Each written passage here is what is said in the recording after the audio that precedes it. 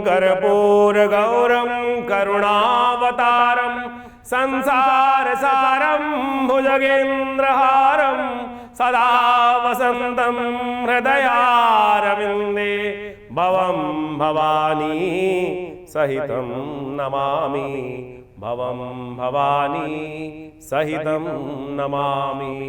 25 तारीख की ग्रह गणना मंगलवार की बहुत शुभ दिखाई देती है। इस दिन द्वादशी एक थोड़ी वृद्धि की तरफ गई है, त्रयोदशी के साथ विराजमान हो गई है। ग्रह नक्षत्रों के दृष्टिकोण से आपके चंद्रमा भी परिवर्तन की तरफ चले गए और चंद्रमा ने जिस प्रकार से परिवर्तन कर आपकी राशि में गजकेसरी योग का निर्माण किया है वो बहुत शुभ रहेगा आपके लिए।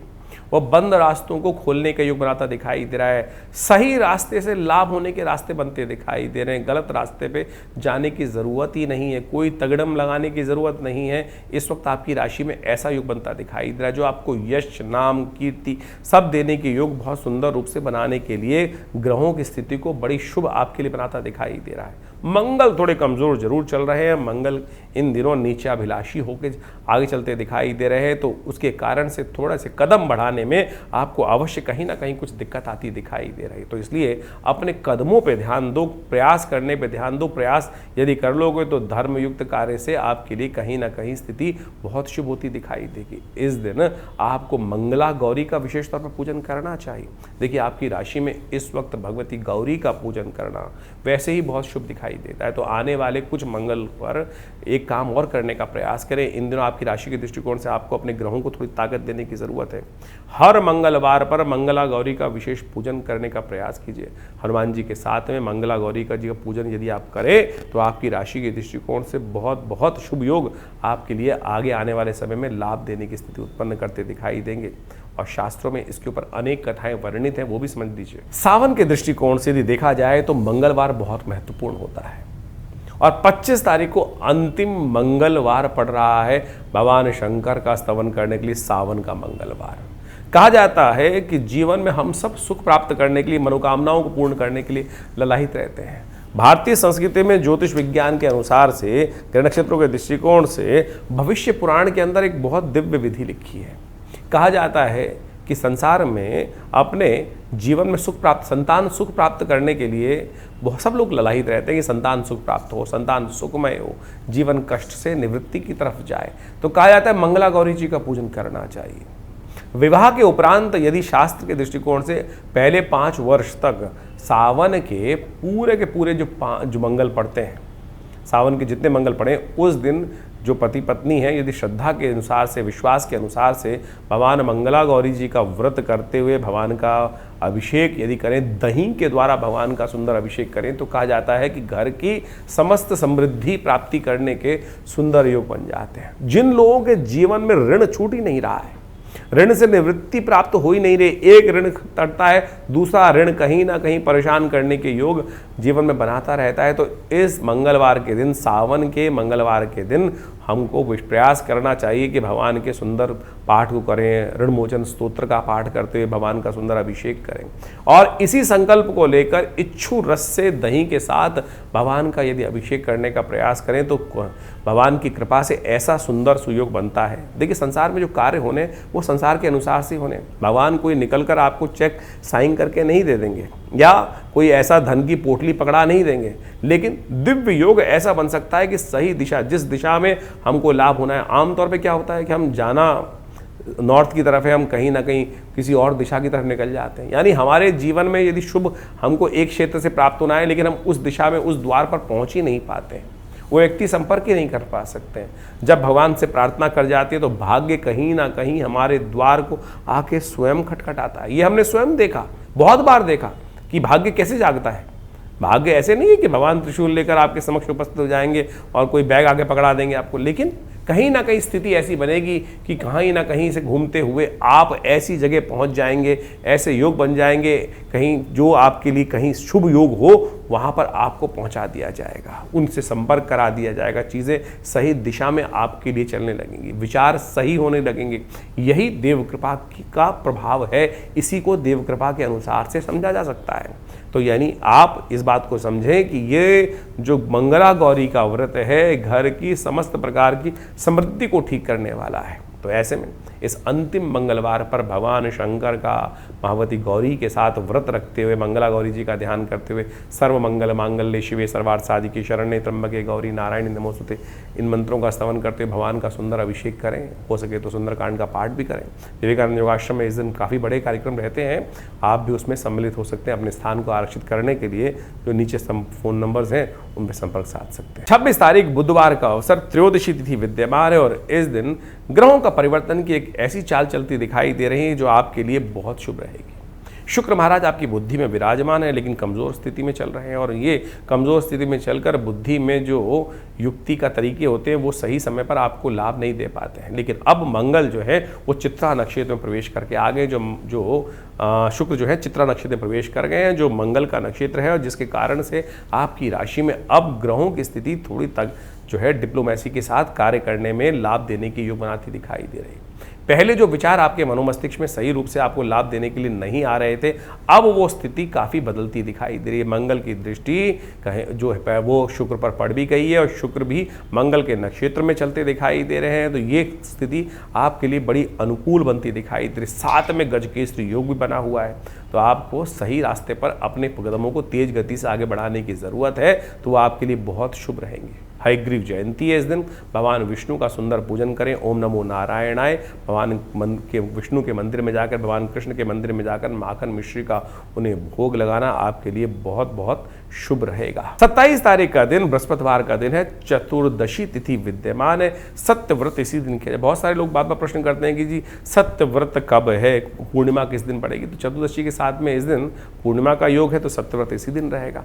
ग्रह भी परिवर्तन की तरफ जा रहे हैं आपकी राशि के दृष्टिकोण से। मेहनत रंग लाती दिखाई दे रही है। इस वक्त कदम पीछे हटाने की बिल्कुल ज़रूरत नहीं है। बहुत सारे जिसमें भी चलने का प्रयास कर रहे हो, जिसमें भी 4 कदम चलोगे तो 4 बार लाभ, 5 बार चलोगे तो 5 कदम चलोगे तो 5 स्थितियाँ आपके लिए अच्छी रहेंगी। तो इस वक्त तो जितना चलोगे उतना धर्मयुक्त कार्य से कहीं ना कहीं स्थितियाँ अपने आप ऑटो मोड में समय चलता दिखाई दे रहा है आपके लिए। बस आपको समर्पित भाव से सही राह को पकड़ने की ज़रूरत है। किसी भी प्रकार से किसी का अहित ना हो, इस बात का ध्यान रखते हुए कार्य कर। सबसे बड़ा जो सुख है ना वो है लोगों की सेवा करने में, उसका भी ध्यान रखें। तो आपके द्वारा किसी का नुकसान ना हो, लेकिन आपके ग्रह इस वक्त ऐसे चलते दिखाई दे रहे हैं कि कई लोग आपके कारण से थोड़े परेशान होते दिखाई दे रहे हैं। थोड़ा सरल बनने का प्रयास कीजिए और उनकी दुआएं लेने का प्रयास करें। किसी की बद्दुआ ना लो, इस बात का ध्यान रखते हुए कार्य करोगे तो बहुत अच्छा रहेगा। सत्यव्रत इस दिन करना सबसे श्रेयकर दिखाई देता है। भगवान सत्यनारायण का पूजन ओम नमो नारायणाय पूरे परिवार के साथ बैठकर यदि शुभ तिथि में भगवान चंद्रमा का दर्शन करते हुए सत्यनारायण व्रत करेंगे तो आपके लिए कहीं ना कहीं बहुत सुंदर कल्याण का योग बनता दिखाई दे रहा है। इस वक्त 28 तारीख का अवसर शुक्रवार का दिन, पूर्णिमा तिथि विद्यमान है। रक्षाबंधन का सुंदर योग बनता दिखाई दे रहा है। और यदि आपकी राशि के दृष्टिकोण से देखा जाए तो ग्रहों का योगायोग कहीं ना कहीं आपके संपर्कों से चीज़ें अच्छे बनते दिखाई दे रहे हैं। कहीं ना कहीं लाभ जो आपके लिए बहुत शुभ होने के योग बनते दिखाई दे रहे हैं। इस वक्त आपकी राशि में बृहस्पति का ग्रह समझ लीजिए, सूर्य की युति समझ लीजिए, कहीं ना कहीं बहुत सुंदर स्थिति आपके लिए उत्पन्न करती दिखाई दे रहे हैं। इस समय आप इन शुभ ग्रहों का लाभ लेने का पूर्ण प्रयास करेंगे तो बहुत अच्छा रहेगा। परिवार को एक रखने का प्रयास करें, बहनों के साथ संबंधों को ठीक रखने का प्रयास करेंगे, परिवार के साथ मिल बैठने का प्रयास कीजिएगा तो बहुत आपके लिए ग्रहों का शुभ रहेगा। बुध सूर्य के साथ कहीं ना कहीं अस्त अवस्था में चल रहे हैं और ये अस्त अवस्था में चलते हुए बुध महाराज जो हैं वो क्या होता है, बुद्धि का बल्ब को थोड़ा ढीला कर देते हैं, विचार सही समय पर काम नहीं करते हैं और आपके लिए सुख का योग जो बनने जा रहा है उस समय सबका शुभ आशीर्वाद चाहिए। तो बहनों का सम्मान करने का प्रयास कीजिए, बहनों के लिए शुभ आशीर्वाद देने का प्रयास करें, परिवार को शुभ रखने का प्रयास करें, बहनें भाइयों के साथ संबंधों को ठीक रखने का प्रयास कीजिए। क्या करें, इस वक्त आपकी राशि के दृष्टिकोण से बहुत शुभ रहेगा कि आप किसी बहन को यदि गिफ्ट देना चाहते हैं, क्या दें, सुगंधित इत्र का, सुगंधित सामग्री का कुछ ना कुछ गिफ्ट करना, सुगंधित चीज़ों को कहीं ना कहीं गिफ्ट में देना, ये आपके लिए बहुत शुभ दिखाई दे रहा है। तो इस समय इस बात का ध्यान रखते हुए कार्य करेंगे तो बहुत अच्छा रहेगा। आपके लिए कल्याणकारी योग बनने की स्थिति बनती दिखाई दे रही है। श्रावणी का पर्व भारतीय संस्कृति में बड़ा महत्वपूर्ण है। श्रावणी हो गया, रक्षाबंधन हो गया, गायत्री जयंती भी इसी दिन होती है और कहा जाता है कि जीवन में हमारी बहुत सारी मनोकामनाओं को पूर्ण करने के लिए श्रावणी पर्व जो है बड़ा कल्याणकारी योग बनाता है।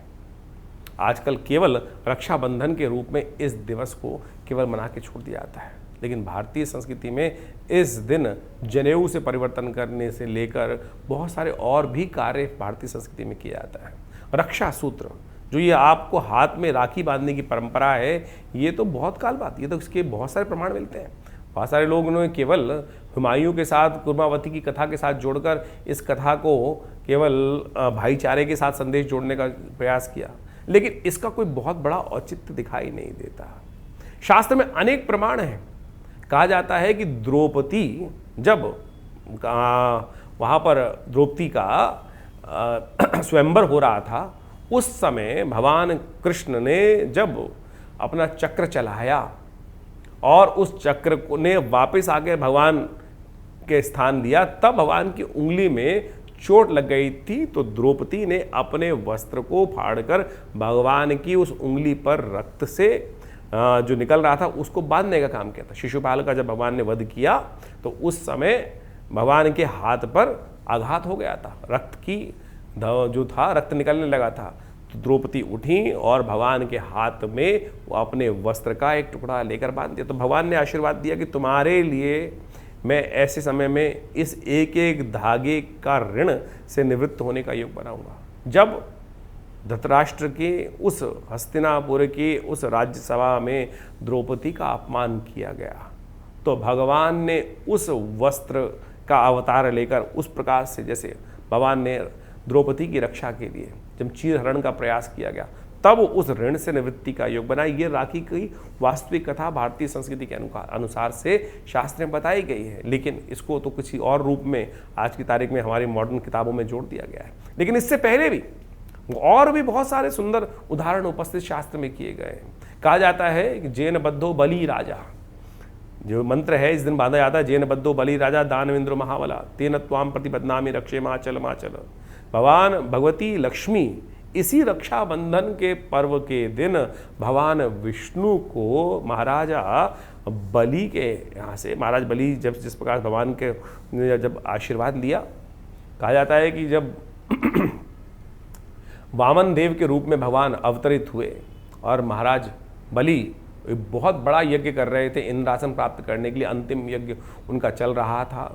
तो 3 पग भूमि उन्होंने मांगी भगवान वामन देव ने भगवान महाराज बलि से। तो 3 पग में उन्होंने पूरी धरा, पूरा संपूर्ण सब चीज़ों को नाप लिया। 2 पग में ही नाप लिया था, एक में तो उसका पूरा राज्य नाप लिया, पृथ्वी नाप ली, दूसरे में समस्त तीनों लोगों को नाप लिया। तीसरा पग उन्होंने कहा कहाँ रखूँ, तुम्हारा वचन तो आधा हो जाएगा। जो बड़ा स्वरूप भगवान ने बनाया था, संपूर्ण पृथ्वी में, संपूर्ण ब्रह्मांड में केवल भगवान ही भगवान दिखाई दे रहे थे, उनके पग ही सब जगह पहुंच गए थे। तब महाराज बलि ने भगवान को प्रसन्न करने के लिए अपना शीश उनके चरणों में रखा कि अभी तो आपने मेरे राज्य पर और मेरे विजय हुए जीते हुए राज्य पर ही विजय प्राप्त करी, मेरी समृद्धि पर ही 2 पग रखे हैं, तीसरा अभी आपने मेरे शरीर पर विजय प्राप्त नहीं करी। तब उन्होंने भगवान से कहा कि आप मेरे सिर पर तीसरा पग रख दीजिए, मैं भी आपका हो जाऊँ।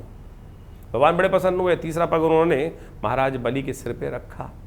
तब कहा जाता है कि भगवान ने प्रसन्न होकर उनसे वरदान मांगा, तो महाराज बलि को उन्होंने, उससे पहले कहा जाता है कि शास्त्र के दृष्टिकोण से उन्होंने जो पाताल लोक था वहाँ का राज्य दे दिया था कि अब क्योंकि तीनों राज्य जो है, तीनों सब बाकी सब जो लोग हैं वो तो भगवान के, पृथ्वी लोक और स्वर्ग आदि लोक जो थे वो तो भगवान को वो जो अपने 2 पग में नाप चुके थे।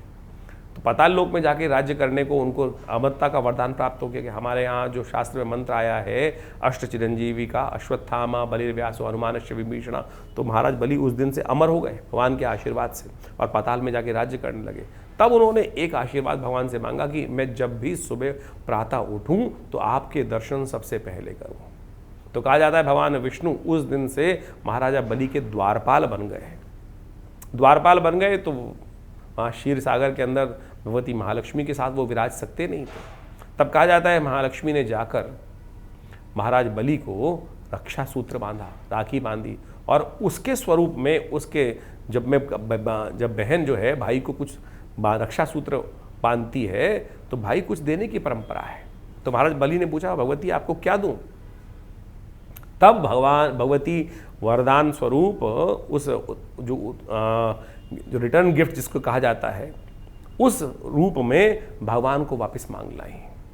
तो जैन बद्धो बलि राजा दानवेंद्र महाबला, जिसको बांधने से महाराज बलि ने भगवान के ऋण से भी मुक्त हो गए महाराज भगवान। तो ऐसे में इस सुंदर पर्व को हमने उस कथा के साथ तो जोड़ा ही नहीं, समझा ही नहीं।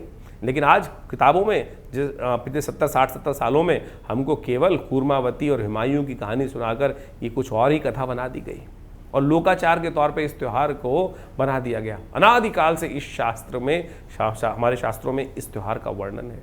तो आप इस रूप को समझते हुए कार्य करने का प्रयास करें। और एक और कथा शास्त्र में मिलती है, उसको हम सुंदर रूप से आपके समक्ष रखें कि जिसमें जैन बद्धो बलि राजा दानवेंद्र महाबला कि महा इंद्र जो थे एक बार युद्ध में विजय प्राप्त नहीं कर रहे थे। 12 वर्ष से देवासुर संग्राम के अंदर उनका युद्ध चल रहा था। तो कहा जाता है कि महाराज बृहस्पति ने देव ऋषि बृहस्पति ने उस समय देवताओं के समक्ष उपस्थित होकर इंद्राणी से कहा कि तुम व्रत करो, यज्ञ करो और वहाँ से रक्षा तैयार करो और उस रक्षा सूत्र को सिद्ध कर कर महाराज इंद्र को बांधो।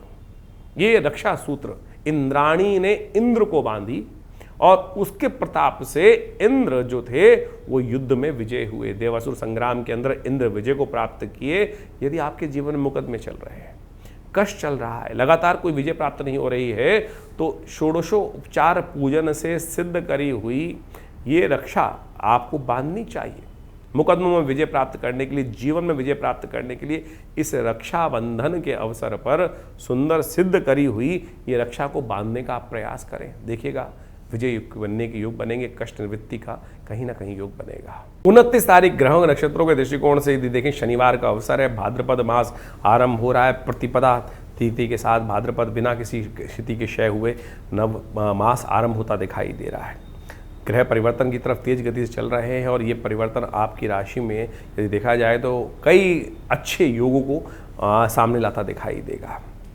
ग्रह नेगेटिव बिल्कुल नहीं है आपकी राशि के दृष्टिकोण से। इस समय केवल अपने विचारों को सही दिशा में आपको चलाने की ज़रूरत है। सही दिशा में सोचा गया कदम, सही दिशा में आगे बढ़ाया गया कदम आपके लिए बहुत शुभ हो सकता है। जिद पे ना अड़े।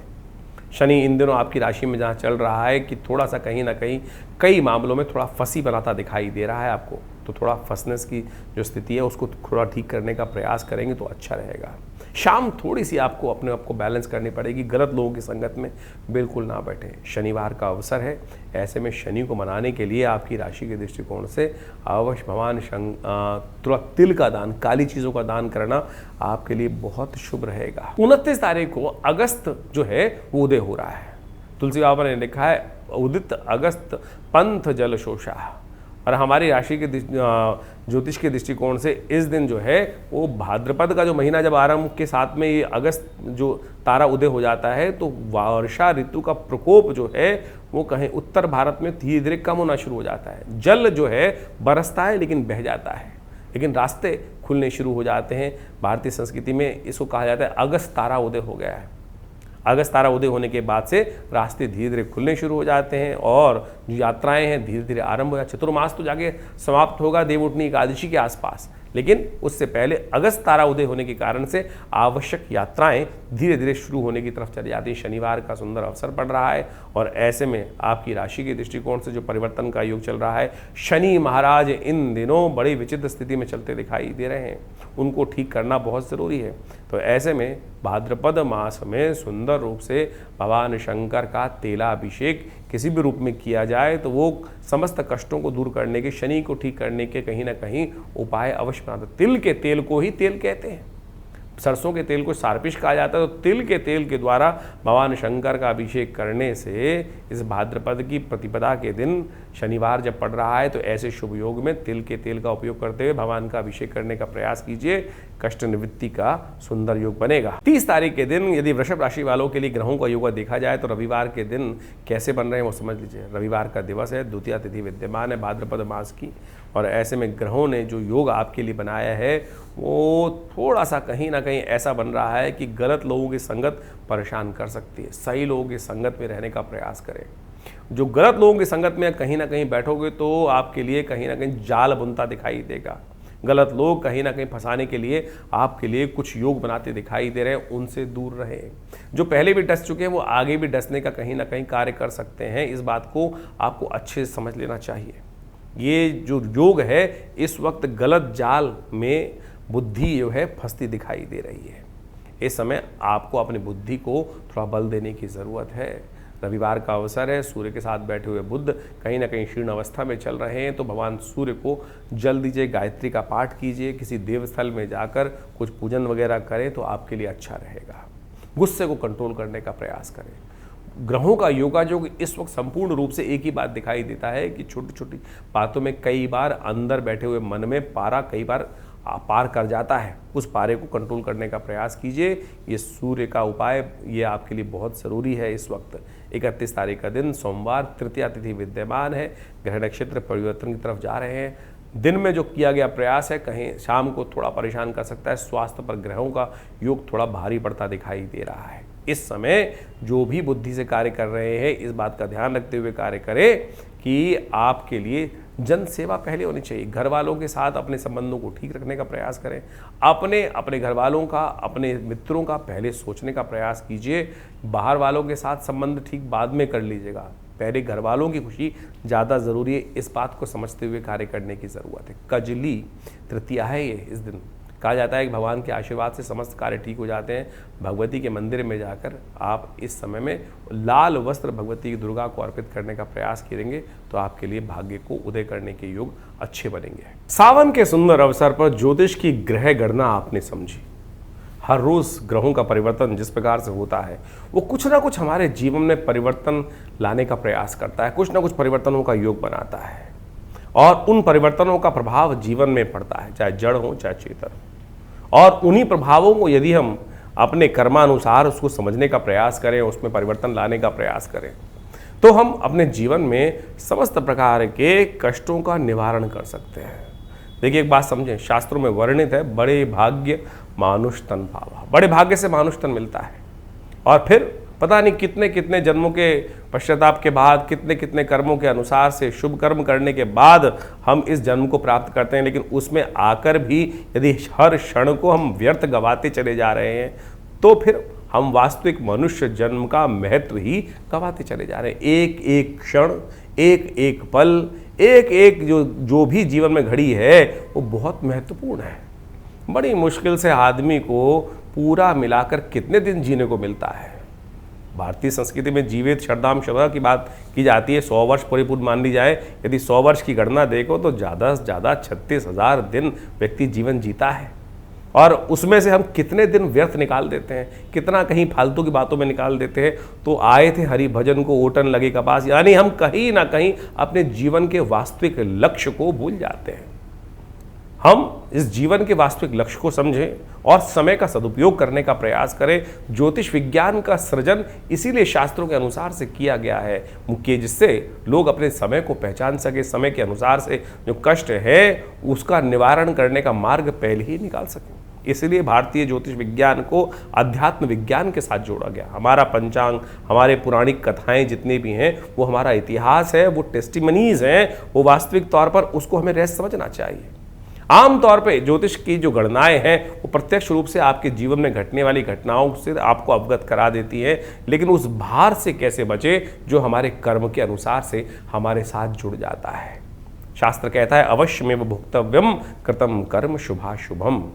और ज्योतिष का जो जन्मपत्री है, जो काल गणना है, वो जो लेखा जोखा खाका है, बैलेंस शीट है, वो आपके जन्म के साथ जो बंध के आती है वो ये दिखाती है कि आप पूर्व जन्म में किस जन्म में क्या कुछ करके आए हैं और उसके अनुसार कर्मानुसार आपको आने वाले समय में क्या कुछ प्राप्त होने के योग बनने वाले हैं और उसमें आप परिवर्तन कैसे कर सकते हैं। अभी सावन का सुंदर महीना चल रहा है। भगवान की अनन्य श्रद्धा के साथ उनका रुद्राभिषेक, जो भी पूजन पाठन यदि हम करें श्रद्धा के अनुसार से, सत्य माने एक से एक विचित्र घटनाएं जीवन में घटती हैं। उन कर्मों के प्रयास से, उन कर्मों के अभ्यास से, उन सशुद्ध शास्त्र के अनुसार से, उन विधियों का पालन कर कर हम अपने दुष्कर्मों को पुण्य कर्म में परिवर्तित कर सकते हैं। इसमें कोई अतिशयोक्ति नहीं है। भावी वेद सके त्रिपुरारी और टेस्टिमनीज के तौर पर पौराणिक जितनी कथाएं हैं वो शास्त्र में वर्णित है। ये शास्त्र में जो पुराण के अंदर जो कथाएं आती हैं, लोग तथाकथित तौर पर उसका उपहास आज की तारीख में बहुत सारे लोग उड़ाने का प्रयास करते हैं, लेकिन उन कथाओं के माध्यम से उन व्रतों का, उन विधानों का जो वर्णन शास्त्रों में मिलता है, हमको उसके रहस्य में जाना चाहिए। केवल कथा सुनने से तो विश्वास जागेगा, लेकिन विश्वास जाकर उस व्रत को करने से तब जाके पुण्यों का उदय होगा। हम तो केवल कथा, सत्यनारायण की कथा सुनने बैठते हैं, केवल सत्यनारायण की कथा सुन ली केवल, और उसके बाद तो उसमें किया ही नहीं। अब रक्षाबंधन का पर्व इतने सुंदर रूप से अभी आया, और रक्षाबंधन के पर्व पर क्या किया था इंद्राणी ने, किस प्रकार से 12 वर्ष से लगातार युद्ध चल रहा था, 12 वर्ष से लगातार युद्ध चल रहा था, और उस युद्ध का कोई निर्णय नहीं निकल रहा था। तब बृहस्पति देव उपस्थित हुए, इंद्राणी से कहा इस युद्ध को समाप्त करने के लिए, इंद्र को विजय दिलवाने के लिए आप रक्षा सूत्र सिद्ध करें, और पूरे विधान से उस रक्षा सूत्र को सिद्ध कर कर इंद्राणी ने अपने संकल्प के द्वारा उस रक्षा सूत्र को इंद्र को बांधा। ये सत्य संकल्प शास्त्र के अंदर जो कथा वर्णित मिलती है, उसमें कोई भविष्योत्तर पुराण के अंदर इस वर्णन को साफ साफ कहा गया है, ये घटना को साफ साफ वहां वर्णित किया गया है, और उसके बांधने के प्रभाव से असुरों पर देवताओं ने विजय प्राप्त करी। आज की तारीख में हम केवल बहन की रक्षा के लिए रक्षाबंधन को बांधकर छोड़ देते हैं, लेकिन ये रक्षा सूत्र को मंत्र से सिद्ध कर कर, पूर्ण विधि का पालन कर कर आमतौर पर इसको बांधा जाता था पूरे वर्ष की में रक्षा के लिए। जीवन में मुकदमे चल रहे हैं, अनेक के बाद एक के बाद शांत नहीं हो रहे हैं, और वर्षों हो गए हैं हमारे जीवन में उस कष्ट को चलते हुए। यदि पूर्ण श्रद्धा के साथ व्रत करते हुए, पूर्ण पंचोपचार षोडशोपचार पूजन कर कर उस रक्षा सूत्र को भगवान के मंत्रों से सिद्ध कर कर जातक के हाथ में बांध दिया जाए, तो सत्य माने वो रक्षा भी होती है, विजय के योग बनते हैं। ये शास्त्र पुराणों में जो वर्णित है गलत नहीं है। तो इसको पूरी तरह से ये रक्षा सूत्र हुआ। अब रक्षा सूत्र में लोग केवल गणना करके आज की तारीख में कोई चांदी की बांध रहा है, कोई बड़े से बड़ी महंगी चीज बांध रहा है, लेकिन उसमें मंत्र तक नहीं है। मंत्र तो क्या है, जेन बद्धो बली राजा दानविंद्रो महाबला तेन त्वाम प्रतिबद्धनामि रक्षे माचल माचल। तो इस प्रकार से ये जो शुद्ध रूप से इससे पहले इसको सिद्ध करें, व्रत करें। आमतौर पे धारण करते वक्त आज की तारीख में जो बहनें भाइयों को बांधती हैं कि जल नहीं पीना है, केवल इतने से करने से कुछ हो जाएगा क्या?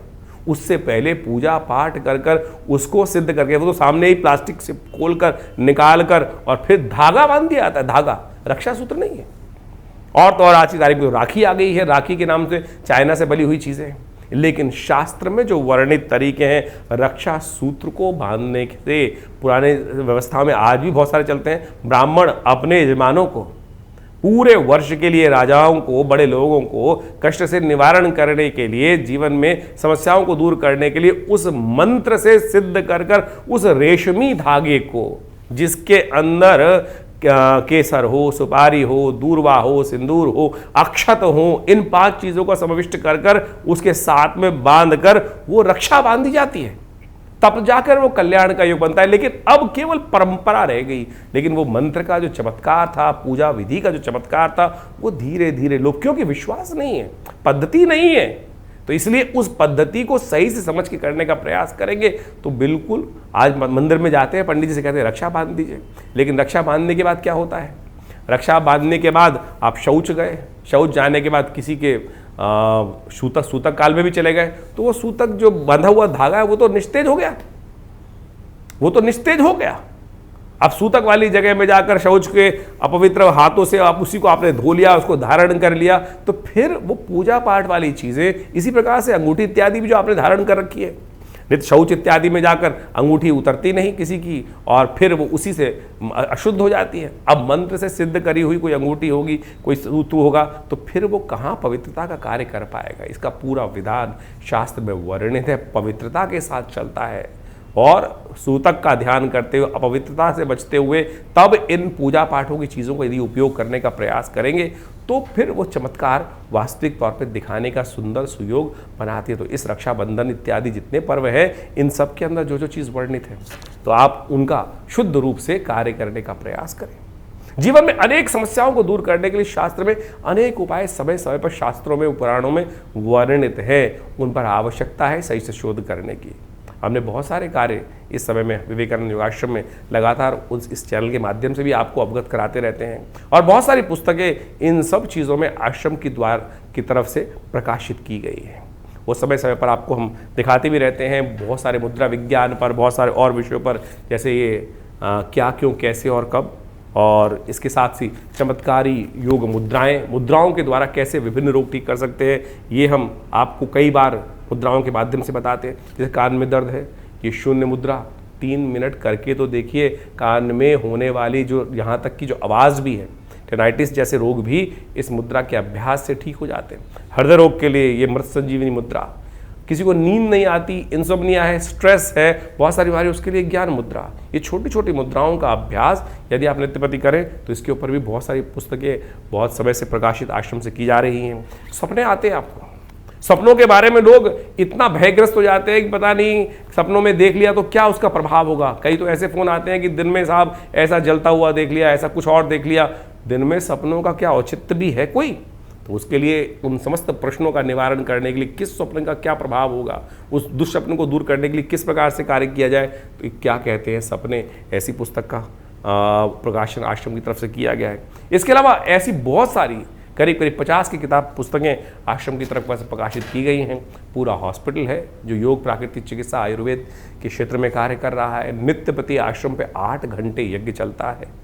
भगवान की कृपा से आप सब लोग उसमें कई कार्यक्रमों में सम्मिलित हो सकते हैं।